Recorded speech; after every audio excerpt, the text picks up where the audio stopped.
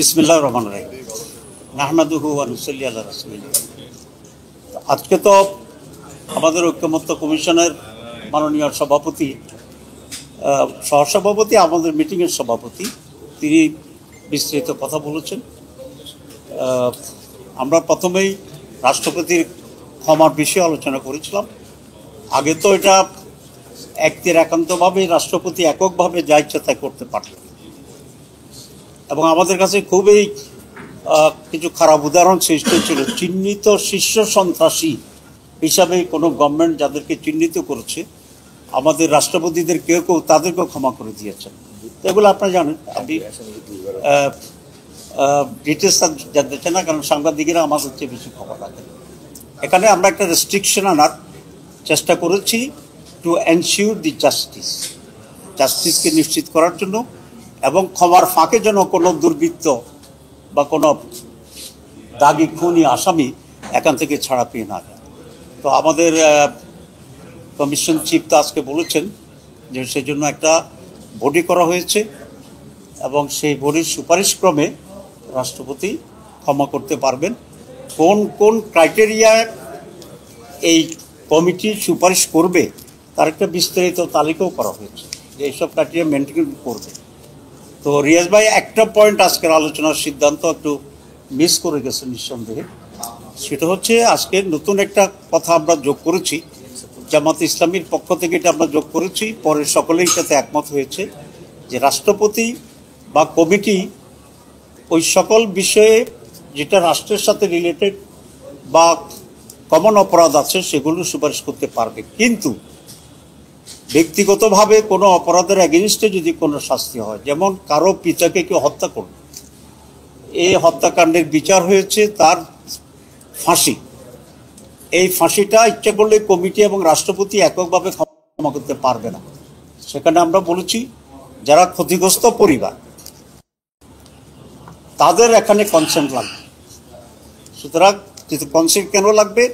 কারণ একজনের পিতা খুন হয়েছে, আরেকজন তো মাফ করার ইচ্ছা রাখে না, এটাকে একেবারেই পার্সোনাল।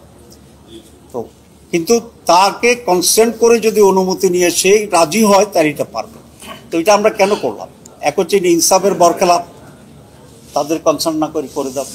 দুই হচ্ছে আমরা আমাদের ব্যক্তিগত অভিজ্ঞতা আমরা দেখেছি অনেকে একটি পর্যায়ে এসে একটা সমঝোতা আসতে চায় কম্পেনসেশনের মাধ্যমে, টাকা দিয়ে হোক অন্য দিয়ে হোক, তারা একটা বেনিফিট করতে চায়। তো সেই প্রভিশনটা আমরা রেখেছি। তো এই কারণেই এটা আজকে খুব বড় ধরনের একটা সিদ্ধান্ত to ensure the justice, even প্রেসিডেন্টের ক্ষমা করার ক্ষেত্রেও, যে কনসার্ন ফ্যামিলি বা বৈধ যে উত্তরাধিকার থাকবে ফাঁসির ক্ষেত্রে তাদেরকে কনভিন্স করে, তাদেরকে কনসার্ন করে, তাদের সম্মতিক্রমে ক্ষমা করার এই সুপারিশটি কমিটি করতে পারবে। তো এটা আমি বলছি it's a very new dimension, এবং জাস্টিস এনশিওর করার জন্য ক্ষমার ক্ষেত্রেও এটা একটা উল্লেখযোগ্য মাইল ফলক হিসেবে থাকবেই। দুই নম্বর যেটা, সেটা হচ্ছে আমাদের হাইকোর্টের ডিসেন্ট্রালাইজেশন। দীর্ঘ আলোচনা হয়েছে, নানা রকম প্রস্তাব আসছিল। আমরা লিখিতভাবে এটা বলেছিলাম যে বাংলাদেশে প্রায় 20 কোটি মানুষ, এবং এই মানুষ সংখ্যা আরও বাড়তে থাকবে। দূর দূরান্ত থেকে, সুনামগঞ্জ থেকে বলেন বা আরও প্রত্যন্ত অঞ্চল আছে, আসতে মানুষের খুব কম। আর ঢাকায় এসে থাকা, খাওয়া, অপেক্ষা করার মতো সামর্থ্য আর সুযোগ আমাদের খুব কম মানুষের আছে দায়িত্ব। সুতরাং it is the demand of the time and demand of the common people, এবং এটা অত্যন্ত প্রয়োজন যে বিচারটাকে আরও একটু নিয়ারার করা মানুষের কাছে।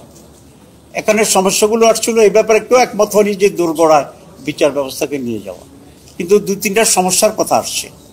এক হচ্ছে এত বিচারপতি পাওয়া যাবে কিনা, 2 বিচারপতিরা এলাকায় যেতে রাজি হবেন কিনা, 3 বিচারের সুস্থ বিচার। আরেকটি ভাইটাল অংশ হচ্ছে আমাদের লয়ার্স যারা আছেন তারা। তো সেখানে আসছে যে পোটেন্সিয়াল হাইকোর্ট লেভেলে প্র্যাকটিস করার মতো লয়ার আমরা সেখানে যাব কিনা বা পাবো কিনা ইত্যাদি। কিন্তু আমরা বলেছি এই মুহূর্তে শর্টেজ হতে পারে, কিন্তু আমরা যদি মনে করি যে আমরা বিচারপতি 5 গুণ বাড়াই দেব, তাহলে বিচারপতি রিক্রুট হতে পারে, মেধাবী লোক তো আছে, এবং তাদেরকে ট্রেন আপ করতে পারে, আপগ্রেড করতে পারে। ঠিক একইভাবে এখন লয়ারের সংখ্যা কিন্তু কম না। একজন বলছেন যে কক্সবাজারে 100 লয়ার আছে সিনিয়র, যারা মাঝে মধ্যে সেই সুপ্রিম কোর্টে হাইকোর্ট প্র্যাকটিস অলরেডি করেন। তো কোর্টটা যদি আরও অ্যাভেলেবেল হয় তারা সেখানে করবেন, আরও কনসেন্ট্রেট করবেন, এবং গভর্নমেন্টের উচিত মেধাবী লোকদেরকে বিচারপতি নিয়োগ করে যথার্থ দেশে এবং বিদেশে ট্রেনিং এর ব্যবস্থা করা। সেই জন্য আমরা বলেছি বাজেট বৃদ্ধি করেন, বেশি বিচারপতি নিয়োগ করেন, তার ট্রেন আপ করেন, ইফিসিয়েন্সি ডেভেলপ করেন, এবং একইভাবে আমাদের লয়ার্স যারা আছে তারাও যদি দেখে যে এলাকায় গিয়ে তারা যথাযথ প্র্যাকটিস করতে পারছে, অ্যাটলিস্ট তাদের মেধাকে তারা কাজে লাগাতে পারছে। I am not concerning with the money on all this things. মেধাও কাজে লাগার মতো যদি ব্যবস্থা থাকে, তাহলে ডাক্তাররা যে আগে যেত না, একটা অভিযোগ ছিল না যে ডাক্তাররা যায় না এলাকায়, এখন তো যাচ্ছে ডাক্তাররা। কারণ রাষ্ট্র যদি সেভাবে এনভায়রনমেন্ট তৈরি করে তাহলে যে যেখানে দরকার সেটা যাবে। এটা আমরা আর্গুম দিয়েছি। আলহামদুলিল্লাহ সবাই দীর্ঘ আলোচনার পরে আমরা এখন একমত হয়েছি যে সংবিধানে আমাদের ইউনিক একই ধরনের সুপ্রিম কোর্ট থাকবে এক কেন্দ্রিক ঢাকায়, আর বিভাগীয় শহরগুলোতেও হাইকোর্ট বেঞ্চের সম্প্রসারণ করা হবে। এটা খুব স্পষ্টভাবে ডিসাইড করা হয়েছে। এই দুইটি আজকে বড় অ্যাচিভমেন্ট। আপনাদের সকলকে ধন্যবাদ। আসসালামু আলাইকুম। স্থায়ী বেঞ্চ, স্থায়ী বেঞ্চ। সার্কিট বেঞ্চ তো কোনো সমাধান না, কারণ সার্কিট বেঞ্চ অল্প সময়ের জন্য এক জায়গায় গিয়ে কিছু নির্ধারিত মামলাকে তারা হ্যান্ডেল করে। That will solve the problem. সেই জন্য আমরা বলেছি এটা স্থায়ী বেঞ্চ হবে। স্থায়ী বেঞ্চের ব্যাপারে আমরা সকলে ঐক্যবদ্ধ হয়েছি।